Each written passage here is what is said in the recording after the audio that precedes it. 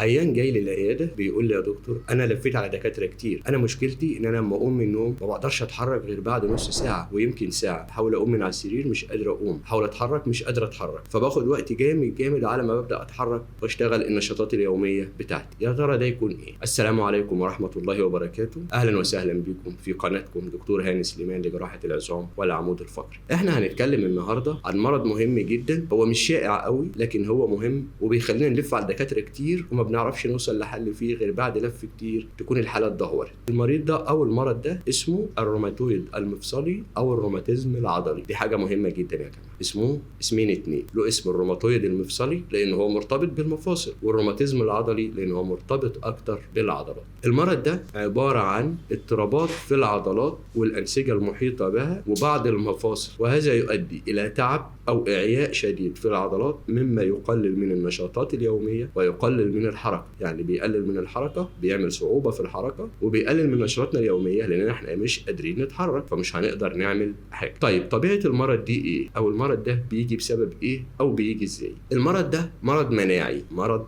مناعي، معنى كلمه مرض مناعي يعني معناها ان الجهاز المناعي في جسمنا بيهاجم العضلات وبيعمل فيها مشاكل، فبيحصل فيها اعياءات وتعب وبيحصل فيها تورمات وما تقدرش تأدي الغرض منها او وظيفتها، فبالتالي بتفقد الوظيفه والعيان ما بيقدرش يتحرك. طيب ايه الاعراض بتاعه المرض دي؟ علشان نحدد المرض ده لازم نعرف اعراضه، ايه اللي العيان بيحس بيه، وبالتالي بيعرف ان هو تعبان ومريض بمرض الروماتيزم العضلي او الروماتويد المفصلي. اول حاجه الم شديد، الم شديد في العضلات والأنسجة المحيطة بها وفي بعض المفاصل الصغيرة، وخصوصا مفاصل الرزغ والكفين. مفاصل الرزغين ومفاصل الكفين دول أكتر المفاصل اللي بتتأثر بالروماتويد المفصلي وبتحصل فيها بعض التشوهات لو العلاج ما مشيناش عليه بانتظام. يبقى دي أول حاجة. تاني حاجة ضعف في الحركة، إعياء العضلات أو تعب العضلات أو الشد والتصلب والقساوة اللي بتحصل في العضلات دي بتؤدي إلى ضعف في الحركة. العيان ما يقدرش ينقل رجله أو يحرك إيده علشان يعمل حاجة غير بتعب شديد. تمام. طيب ضعف العضلات ده بيودينا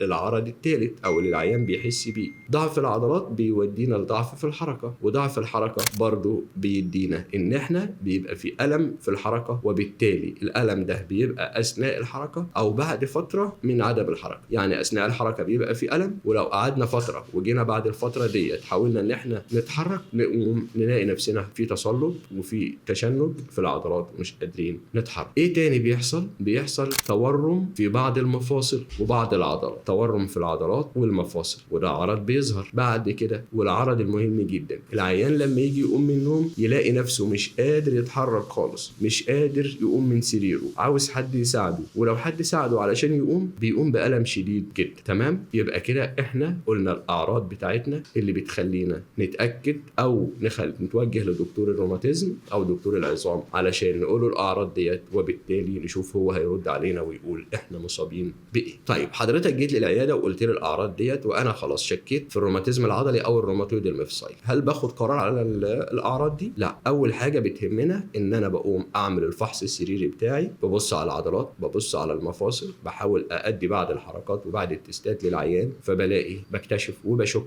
ان ده روماتيزم عضلي وروماتويد مفصلي. ولحد دلوقتي انا في مرحله الشك. ايه اللي هيأكد ده بقى؟ اللي بيأكد ده الفحوصات، ان احنا بنعمل بعض الفحوصات علشان نتأكد من المرض. اول الفحوصات ديت التحاليل. طيب ايه التحاليل المهمة؟ اول تحليل اسمه السي كي او الكرياتين كاينيز، ده اللي بيقول لي قوة العضلة، وده اللي بيوضح لي في التهاب في العضلة ولا لا. تمام. تاني تحليل مضاد النيكولار او الاي ان اي، الانتي بودي اللي موجودة في الجسم بتؤدي الى تعب واعياء في العضلة. يبقى اول تحليل السي كي، تاني تحليل الاي ان اي الانتي نيكولار سيلز. طيب تالت تحليل بنعمل السي ار بي والاي اس ار، ودي بتدلني على ان في التهابات، بتوضح لي ان في التهابات بشكل عام في الجسم. خدوا بالكم ان السي ار بي والاي اس ار مش دليل على مرض، هي دليل على ان في التهاب قوي في الجسم. تمام. يبقى هي بتاكد لي لكن ما بتقوليش اسم المرض. بعد كده ممكن نعمل الاشعاعات بتاعتنا. بعد ما عملنا تحاليلنا نعمل الاشعاعات. طب ايه الاشعاعات المفيده في الحاله ديت؟ اول اشعه مطلوبه هي اشعه الام ار اي او الرنين المغناطيسي، ودي بتوضح لي بكل دقه التهابات العضلات في كل مكان في التهاب، بتوضحه لي بدقه عاليه، يبقى ده اهم فحص بالنسبه للاشعه. اللي بعده مباشره الموجات فوق الصوتيه او الالترا ساوند، بنعمل اشعات موجات صوتيه، فدي بتوضح لي الالتهابات والتورمات اللي موجوده في العضلات. ثالث اشعه، ودي مش بنعملها عشان نثبت ان في روماتيزم عضلي او روماتويد مفصلي، هي الاشعه السينيه اللي بنعملها علشان ننفي بيها اي مرض